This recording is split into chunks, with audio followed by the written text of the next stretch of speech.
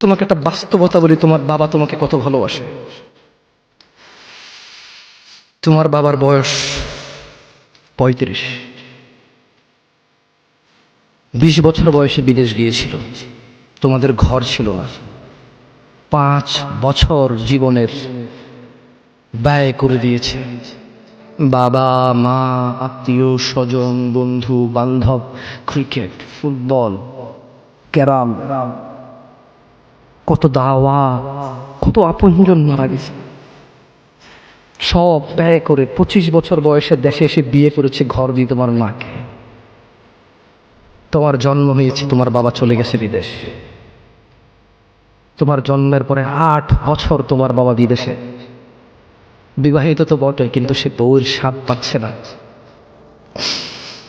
তুমি প্রেমিকার পিছনে ধরো, 15 বছর বয়স তোমার, 20 বছর 22 বছরে বাইক লাগবে।